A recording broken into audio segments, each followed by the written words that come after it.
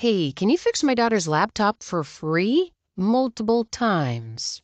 A bit of backstory/personal beliefs. I'm willing to help my friends, but we all know someone who has or have themselves a friend who is the group mooch. The kind of person who knows you're getting together and just shows up nothing in hand and expects to be given free food and booze the entire time. Yet sadly you put up with them till it gets to the breaking point of wanting to beat them senseless with a shovel. This story is about said friend whom I finally got to the breaking point with. My moocher friend isn't tech savvy, at all. He has zero respect for tech and constantly uses me as his go-to man when stuff goes sideways, almost always is doing. This is from the olden days of Windows 8 being a fresh hot mess that was the next big thing everyone hated because it took the standard Windows interface, beat it over the head with a bat, tossed the bloody corpse into a wood chipper, then proceeded to light the remaining slurry on fire with military-grade napalm. I hate Windows 8 in case you didn't pick up on that. He had recently bought a laptop for his daughter since she was starting to need it for school, and he wanted a mobile PC to use when he felt like it. Pretty sure he just wanted it for himself but needed to convince the wife to okay the expense. Instead of asking me for input, he decides he was just going to go to Big Blue Multi-Store and buy the cheapest laptop model that rhymes with HELL. It took less than a day of him fighting with it to call me to ask if I'd put Windows 7 on it because he hated Windows 8. I asked why not return it and get a Windows 7 model, to which he responded, Big Blue doesn't have any Windows 7, only 8, and my daughter really needs this computer. Sure, she does. I agree, and he drops it off within an hour. I should note that this happened just after Windows 8 dropped and there was no classic shell programs out that simply said, freak off, new piece of crap tablet design, we're using the old one everyone knows and can use. So my options were limited. Did an initial look at what I was getting myself into and, lucky me, heck had only put out drivers for Windows 8 for this model. Yay! I do about 6 hours worth of hunting, downloading and tweaking drivers, and praying/cursing the tech gods as I installed Windows 7. I had to cherry pick working drivers for most of the hardware. The rest I got to work through sheer trial and error.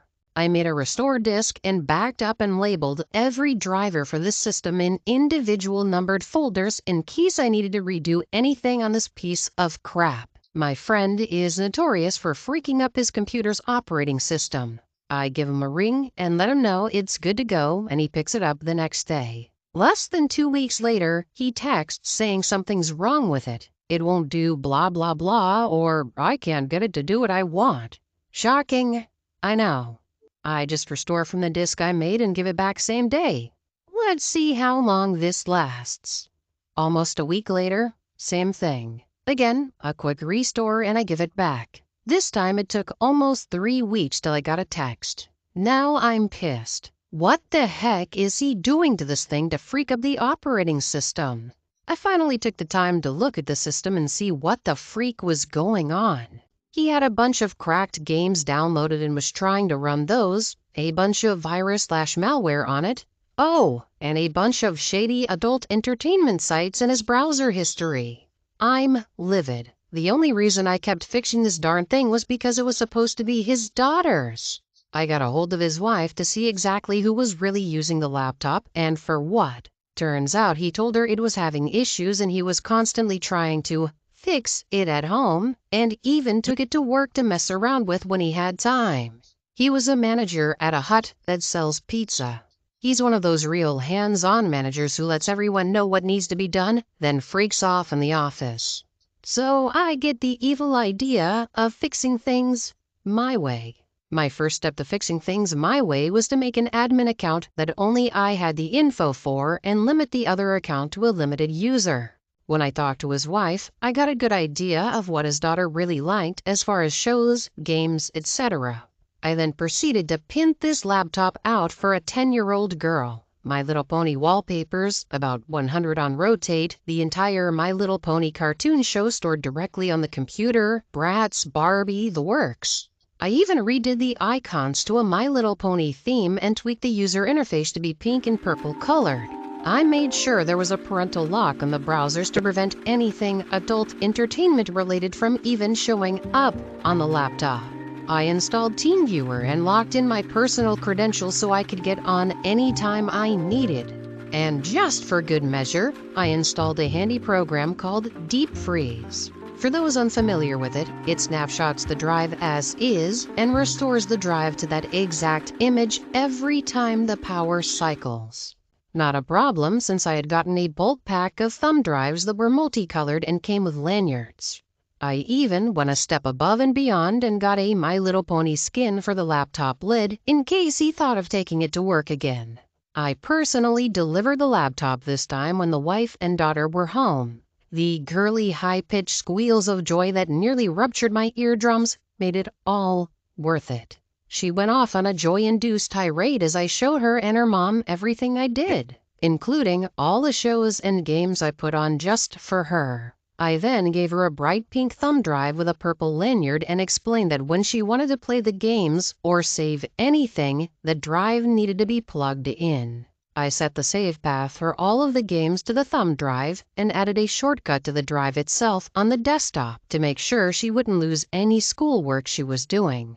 I made sure both her and her mom knew the thumb drive had to be plugged in, otherwise things wouldn't be saved. I didn't mention the parental lock I set up or deep freeze. I wanted it to be a surprise for my friend later. Both her and her mom thanked me. I got a big hug from the daughter who was still flying around on cloud 9, and she was begging her mom to watch My Little Pony with her before I even left. I knew it was only a matter of time till I got an angry text/call from my friend as soon as he got a chance to use the laptop. I was waiting with gleeful anticipation. I had dropped the laptop off on Monday, and I knew he wouldn't get a chance to use it till Friday when he got back from a trip he took. Cut to Friday night, and I get a call around 8 p.m., which I ignore and let go to voicemail. I get 3 more calls every 5 to 10 minutes, which I also ignore. Then I get a bunch of texts, which I ignore till about 11 p.m., when I figured he had ample time to try and freak with the laptop to only be shut down at every attempt. I call him up with an especially snarky attitude, acting half asleep, just to piss him off. "Finally, where the freak have you been? I tried calling you and texting, but you never responded." "Yeah, I had a long day, so I took an evening nap. What's up?"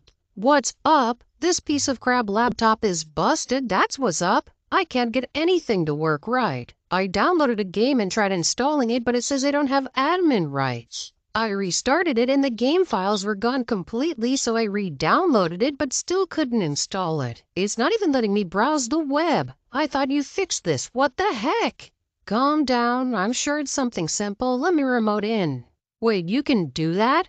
"Yeah, I got sick of having to have it dropped off, so I installed remote software. Let's see. First thing I do was remotely restart the system.